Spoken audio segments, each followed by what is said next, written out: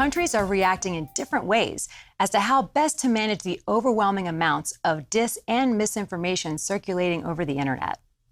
In some cases, limited internet shutdowns are being implemented to quell panic. How much control of information should there be, and by whom?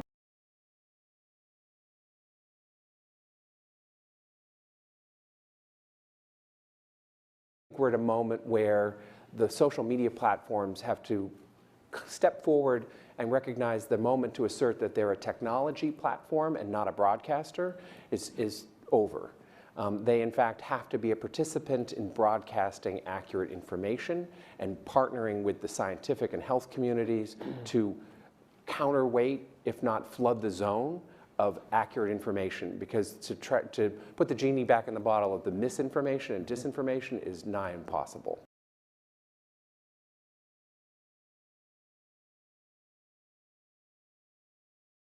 One thing we haven't spoken about, and I'm wondering whether it's time to talk about this, is a step up from the part of the governments on enforcement actions against fake news. I personally do not believe that trying to shut things down in terms of information is either practical or desirable. And we do have, I think, a couple of strategies that are available to us, one of which is the flood strategy, second of which is relying and informing and equipping trusted sources of information with the facts so they can then pass that on. But we also need to actually think about a technological answer to this.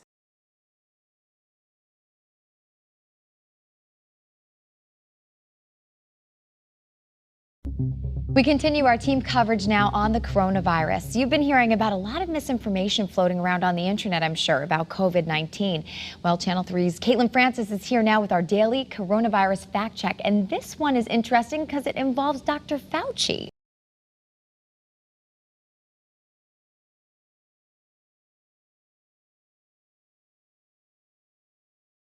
Yes, Nicole, there's actually a lot of different information going around surrounding Dr. Fauci, but the claim we're looking at right now is Dr. Fauci sat on Microsoft's board of directors with Bill Gates as his boss. True or false? We looked into this and found it is fiction. Dr. Anthony Fauci has become the target, as I mentioned, of a lot of misinformation as he oversees the U.S. response to COVID-19.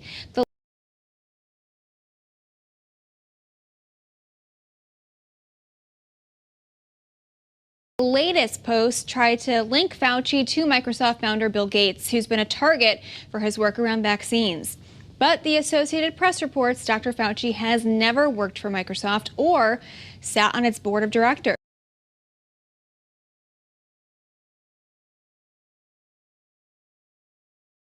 The AP does say Fauci collaborated in the past with the Bill and Melinda Gates Foundation. That's back in 2010. The foundation announced Fauci would serve on the Leadership Council for the decades of vaccines collaboration.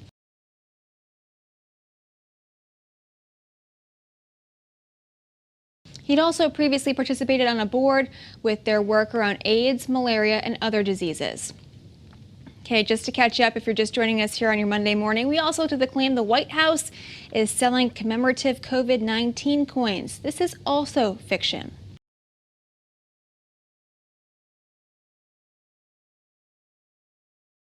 Another theory that's emerged recently questions the role of Bill Gates in this crisis. So in this video, we'll take a look at whether Bill Gates is really lurking in the shadows trying to capitalise from this crisis, as well as discussing what Gates' relationship is with this outbreak.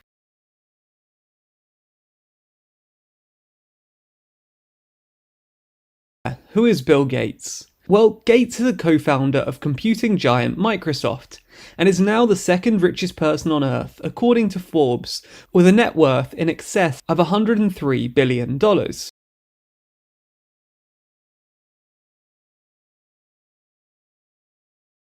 And he's now become the target of a number of stories surrounding this crisis, all of which apparently stemmed from a Reddit Ask Me Anything, where he was asked what changes are going to be necessary to allow businesses to operate in this coronavirus environment. His reply was what kicks all of this off. Eventually, we're going to have some digital certificate to show who has recovered or been tested recently, or when we have a vaccine, who has received it.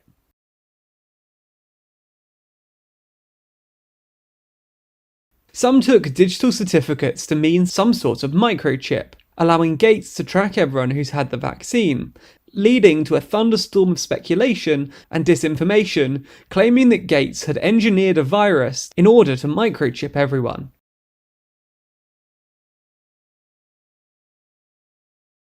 A recent Instagram post from Gates became a fountain of allegations, with many saying no to his vaccine, as well as claims that Gates is achieving population reduction through the virus, with people suggesting that Gates may have ulterior motives in his further defense of the World Health Organization.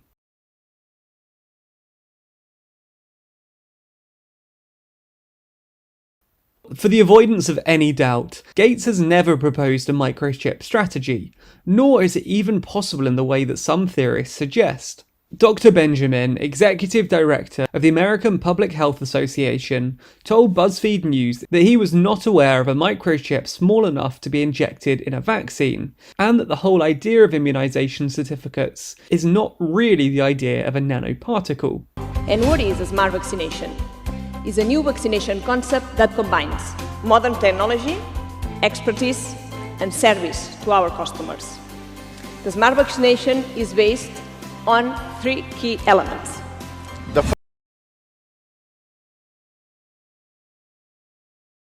A needle-free device with wireless connectivity for the intradermal vaccination of pigs. IPRA-Link is the new app provided by IPRA that gives traceability services in the vaccination processes.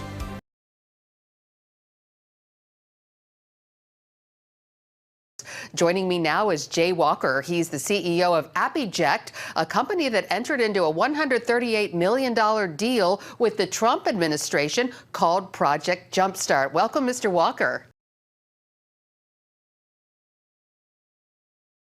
In an opinion piece provided Sunday exclusively to South Korea's Yonhap news agency, Gates said at least $2 billion will be needed for vaccine research by the group known as the Coalition for Epidemic Preparedness Innovations, which is affiliated with his Bill and Melinda Gates Foundation. He called on the G20 leaders not only to contribute more, but to prevent what he called a potential bidding war for the vaccine. This past week, Gates spoke on the phone with South Korean President Moon Jae-in, praising South Korea's response to COVID-19. Moon said he expects to see more cooperation with the Gates Foundation in fighting diseases. Glad to be here, Lori. So what is Project Jumpstart? Well, Project Jumpstart is an emergency and temporary program in the battle against COVID-19.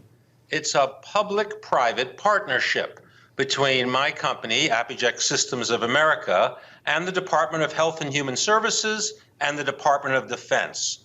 And its purpose is to ensure that by year end, we'll have at least 100 million doses ready to inject of a vaccine or therapeutic, assuming one is available.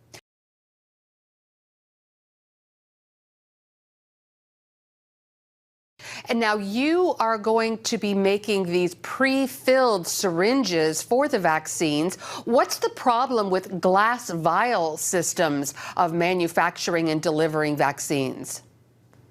Well, there's no problem with glass vials. They work wonderfully, except when you need hundreds of millions of them all at once. The supply chain for glass vials requires not only that you have all of those vials and all the materials that go with it, but it requires that you have extremely specialized filling equipment to fill all those vials. All of that equipment is currently busy. It works on cancer drugs and other life-saving drugs. There is no excess capacity to fill 100 million, 150 million or more with a new vaccine. Therefore, the U.S. government has stepped out and said, we'll need to use another way to make sure that that vaccine can be delivered to people who want it.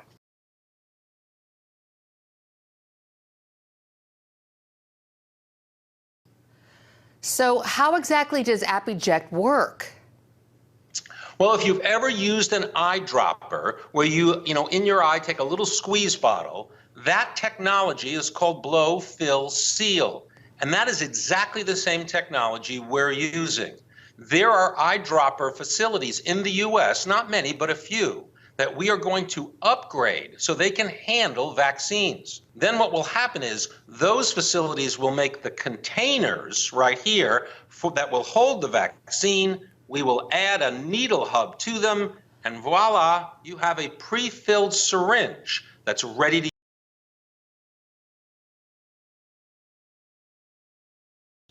So where will they be manufactured, and what is significant about that now and going forward?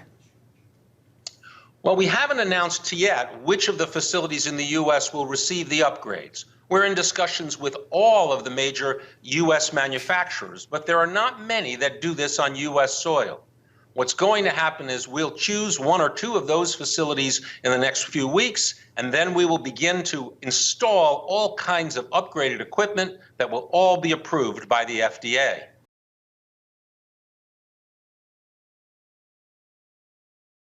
Eventually, what we're going to do starting next year is build entire new factories capable of doing up to 330 million doses every month, so that the entire U.S. population can be filled and finished from these brand new factories that we're building on U.S. soil.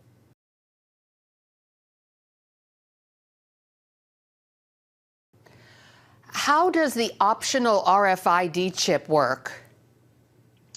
Well, each of these devices that are injection have the capacity to also have a small chip. What that chip does is it has the unique serial number for each dose. It is designed so that there is no counterfeiting. It's designed so that we'll know exactly that the right dose hasn't expired. However, that chip only refers to the dose. There's no personal information, no patient information. It's simply like a barcode, only we know instantaneously where and when that dose has been used.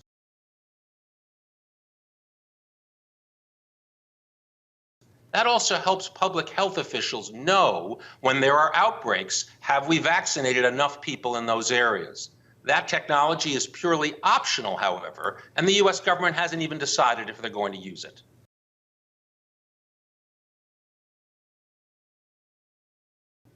When do you think you might start filling these with the vaccine? Well, the president has said that that vaccine will be ready this year. So if that vaccine shows up at our door, we're going to be ready to fill it as soon as it does. Well, it's a fascinating new technology. We'll definitely be keeping an eye on it. Jay Walker, CEO of AppEject, thanks for being here. Good to see you, sir.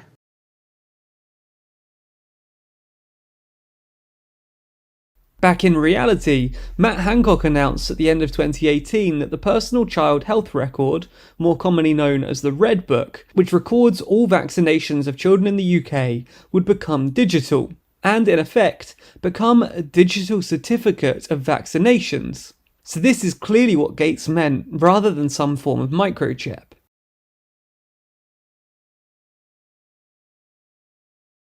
Some have also suggested that Gates owns the patent for the virus. In a series of Facebook posts, people claimed that Pirbright Institute in Surrey, which received some funding from the Gates Foundation, holds the patent for the virus, specifically patent US 101-30701. To their credit, the institute does hold a patent on a coronavirus. Issue being, the patent's actually for an avian coronavirus, a virus affecting the likes of chickens and pigs, not humans.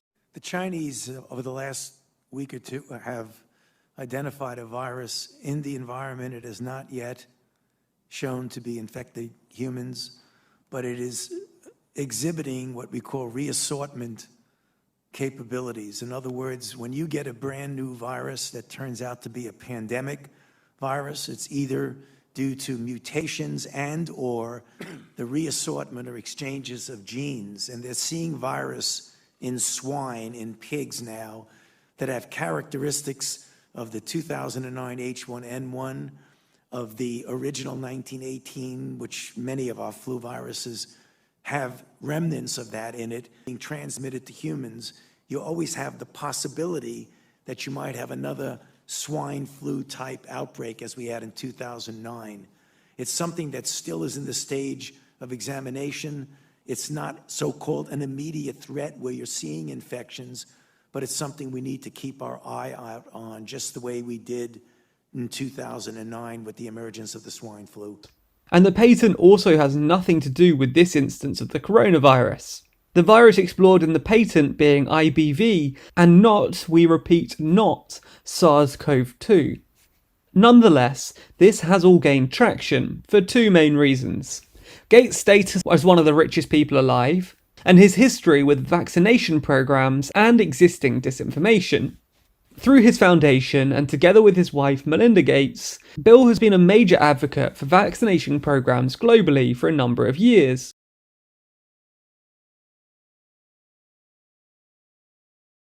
In 1998, they first established a $100 million program, the Bill and Melinda Gates Children's Vaccine Program, to accelerate access to new vaccines for children in developing countries. This long-term support for vaccinations made him somewhat of a target for all types of disinformation. A Facebook post shared thousands of times went further, with claims that the foundation Gates heads up tested a polio vaccine in India between 2000 and 2017, which went on to paralyse 496,000 children. PolitiFact dug down into this post and found it to originate with the nephew of former President John F. Kennedy, and was subsequently covered by a pro-Trump website that's been known to publish misinformation.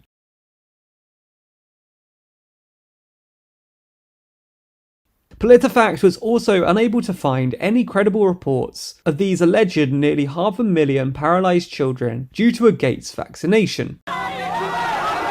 Anger is growing in central India, where at least a dozen women have died, dozens more have become ill, after more than 80 women were sterilized by just one doctor on a single day.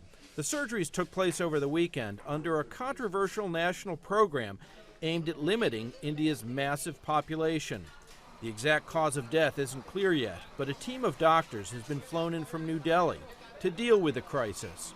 Our main concern at this time, I repeat, our main concern at this time is to ensure that there are no more casualties. 4 government doctors have been suspended, including the surgeon who oversaw the operations, and India's Prime Minister is calling for an investigation. The government performs millions of free sterilizations on men and women every year. The vast majority of the patients are poor women, usually villagers, who receive a one-time incentive fee, the equivalent of between 10 and 20 US dollars, or the amount someone who's poor in India often earns in a week. Ned Barker, The Associated Press.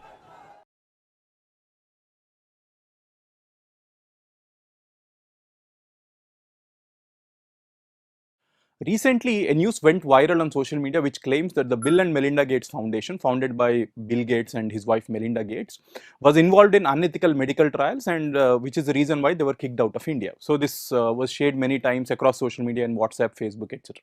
So let's try to check, how true it is, whether BMGF is currently operating in India or have they been kicked out. First and foremost, if you go to the BMGF website, it is clearly written that the foundation now closely works with both the central government and various state governments. In fact, in their FAQ section, they clearly say that they are working in the state of Bihar. So that is pretty clear that BMGF is very much operating in India and they have not been kicked out.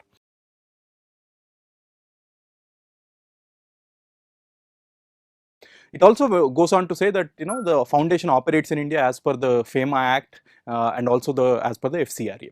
So this news that the BMGF has been kicked out and it is no more operational is false.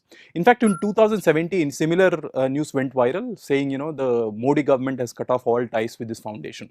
So immediately then the Ministry of Health and Family Welfare gave a press release, issued a press release clarifying that they have this entire news is inaccurate and misleading.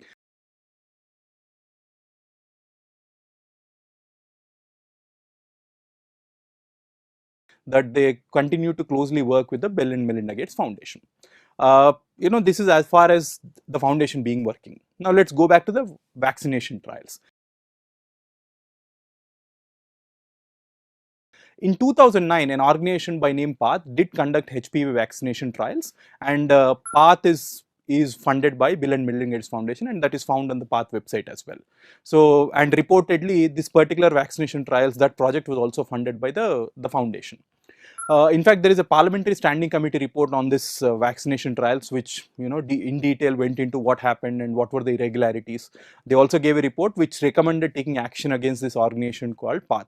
In fact, in that report, the parliamentary standing committee did not recommend any such action against the Bill and Melinda Gates Foundation. While they recommended action against the NGO, which was funded by the foundation, they did not recommend any action against BMGF.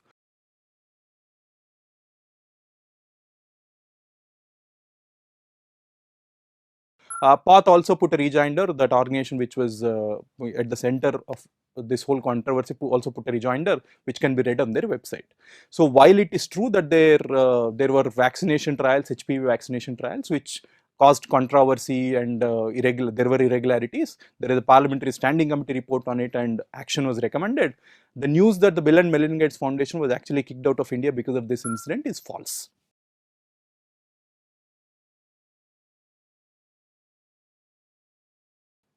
When you come across a piece of news that seems too ridiculous to be true, don't leave things to doubt. Run searches on Google and Yandex and weigh out the true and false of the situation for yourself by looking at the facts.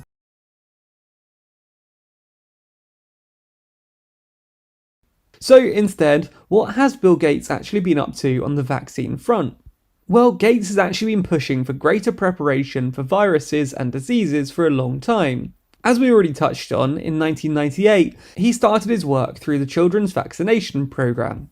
Then in 2015, Bill Gates did a TED Talk on the very topic of a possible outbreak of disease, simply titled, "The Next Outbreak, We're Not Ready."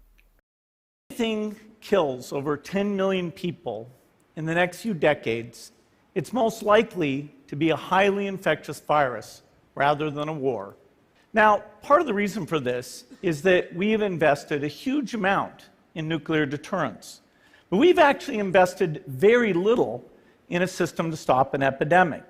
Talking in the aftermath of the Ebola outbreak, Gates highlights a number of key missing pieces: a lack of data, a lack of medical personnel, and no one to figure out what tools should be used for treatment. My name is Dr. Anthony Fauci, and I'm the director of the National Institute of Allergy and Infectious Diseases at the National Institutes of Health. Well, it's something that we totally expected. When you have an outbreak in a country as big as China with as many people as China, and you have the degree of travel between the United States and China, there's no doubt that sooner or later we were going to see a case, and we have. This was a 35-year-old young man who works here in the United States, who visited Wuhan, the place where the big outbreak is. Well, the virus is a coronavirus, namely a virus that we have a lot of experience with, but it's a brand new virus. The coronaviruses, there are about 7 coronaviruses that infect humans. 4 of them are those that are responsible for the benign common cold. And coronaviruses account for anywhere between 10 and 30% of all the common colds that we get. However, in 2002, we had experience with the first coronavirus that jumped species from an animal reservoir and caused the now famous SARS, the severe acute respiratory syndrome. That was a global pandemic with about 8,000 cases and about 774 deaths. Then in 2012, we had MERS, the Middle East Respiratory Syndrome, another coronavirus that jumped species from an animal reservoir. And now in 2019, 2020, we have the same thing, another coronavirus, different from SARS, different from MERS, but nonetheless still in the same family of coronaviruses that obviously jumped from an animal species. We don't know exactly how that happened.